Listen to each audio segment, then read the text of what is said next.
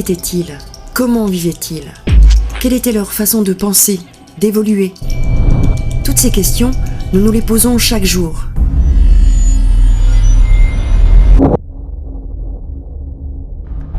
Nous ne sommes pas historiens médiévistes, archivistes ou académiciens, non. Juste passionnés d'une période très précise de notre histoire. Le dernier quart du XIVe siècle, en plein milieu de la guerre de 100 ans.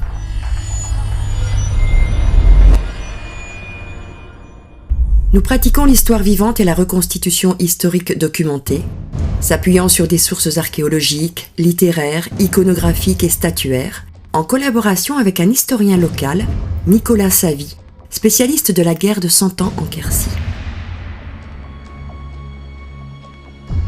Revêtir les habits, porter le harnois, comprendre les techniques de maniement des armes.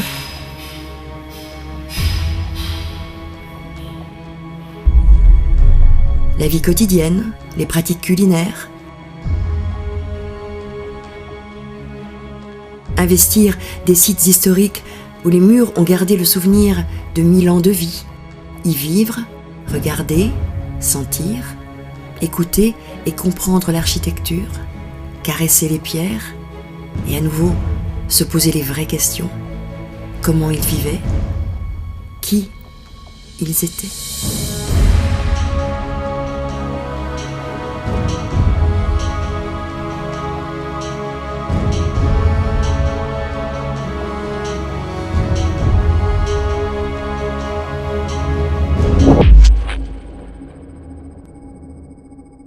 Les 7 et 8 mai 2011, l'occasion nous a été offerte d'investir le site du donjon de la ville de Luzèche dans le département du Lot. Cette expérience d'archéologie expérimentale, basée sur un scénario rédigé sur fond de faits réels, nous a permis de situer en partie les multiples difficultés qu'aurait éprouvées une poignée d'hommes, lourdement armés, sur un terrain en continuelle montée, pour franchir des passages barricadés de bois dans un bastion en mur de pierre. Je dis bien en partie, car toutes les possibilités ne pouvant être retenues.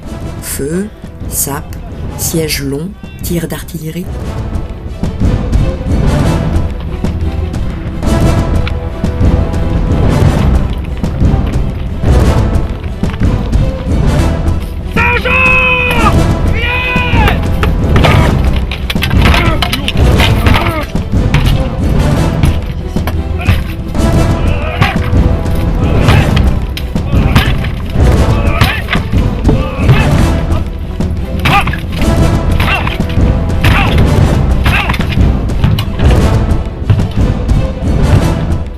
Cette mise en situation a démontré, comme le souligne Nicolas Savy dans ses ouvrages, que la prise d'un petit bastion comme celui de Luzèche, défendu par peu d'hommes bien armés, ne pouvait tomber sur un coup de force frontal et brutal qui se serait avéré tragique pour les attaquants.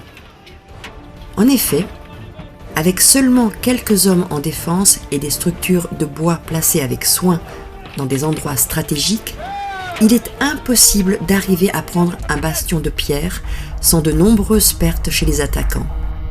Et comme nous ne parlons pas là de lourdes armées, mais de petits détachements ou compagnies d'une trentaine ou cinquantaine d'hommes, une grosse perte en vie humaine représente immédiatement l'échec de l'entreprise.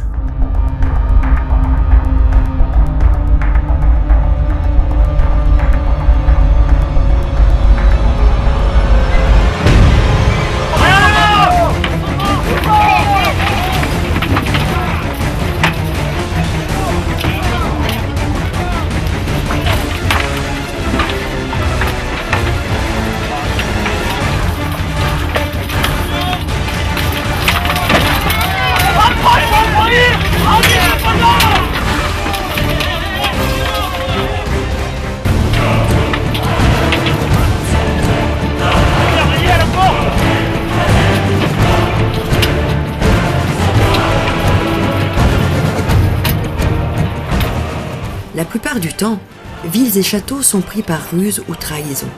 Ces attaques interviennent généralement à la suite d'un long espionnage dont le but est d'être informé sur les habitudes de la place convoitée et d'y déceler la faille qui permettra la prise sans risque.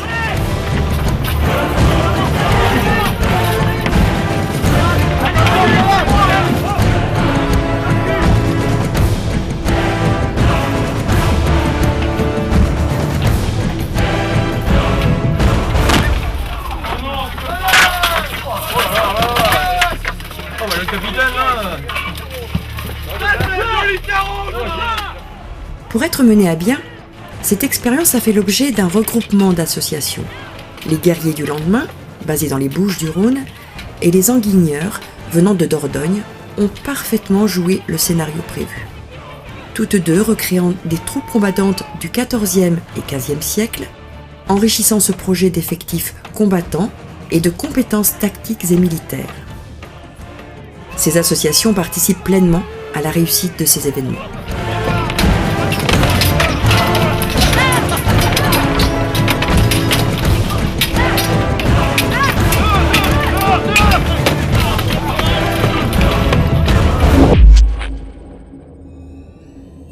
Avec le projet Bonaguil 1380, la reconstitution fut basée sur une route en position de force proche d'une ville importante comme Fumel. De cette position, la compagnie pouvait pratiquer des exactions contre les habitants de la région, volant du bétail, incendiant les récoltes ou pratiquant la prise d'otages.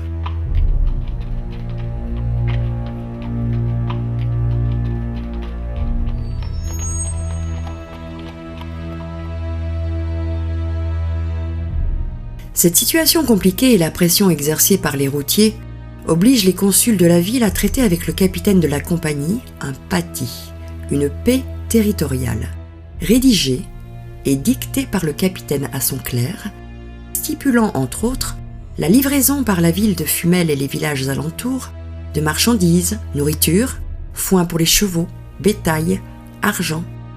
En contrepartie, le capitaine s'engage à protéger le territoire défini et en interdire l'accès à toute autre compagnie qui souhaiterait ouvrir des hostilités envers la ville, sa région et ses habitants.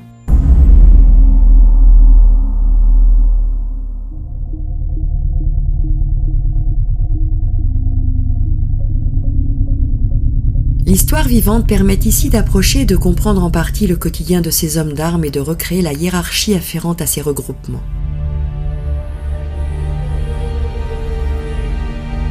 Le capitaine, ses chevaliers et leurs familles logent au donjon.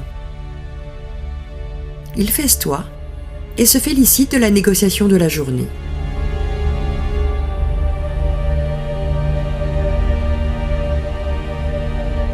Des journées bien rythmées selon les saisons, partagées entre l'administration de la compagnie, les chevauchés, l'entraînement quotidien, les repas et les loisirs.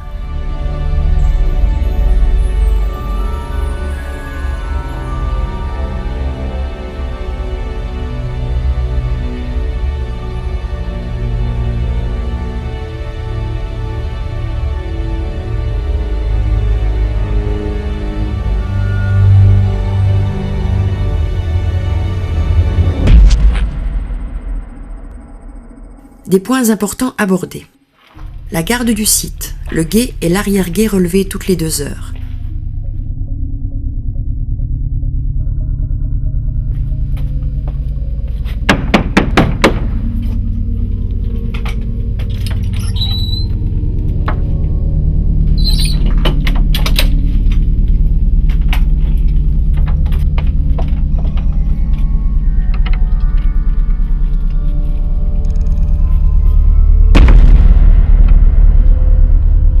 Les passe-temps des hommes combattants qui occupent leur temps libre à jouer à des jeux de hasard.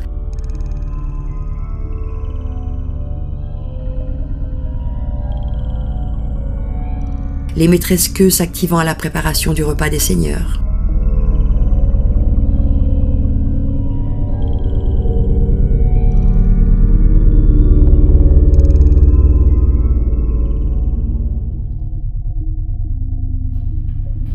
Le projet Bonaguil 1380 a été aussi l'occasion de s'initier à la fabrication d'un four à pain en briques réfractaires jointées de terre.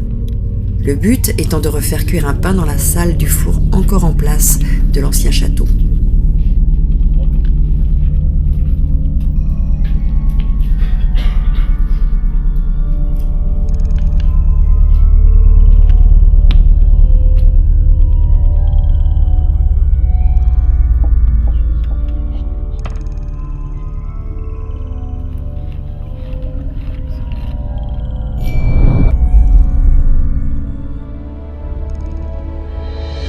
Tous les points abordés lors de ces 2 expériences présentées ici seront remis en cause et retravaillés par la suite, suivant de nouvelles données et de nouvelles découvertes.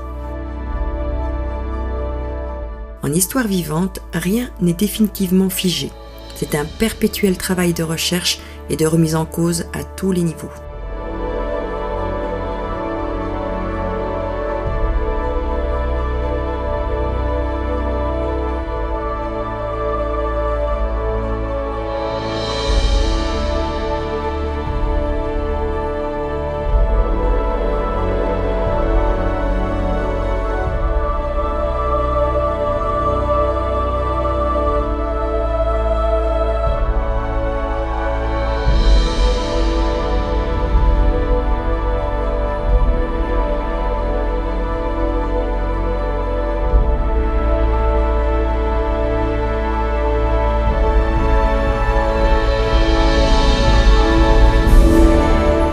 Les activités d'archéologie expérimentale n'en sont qu'à leur début.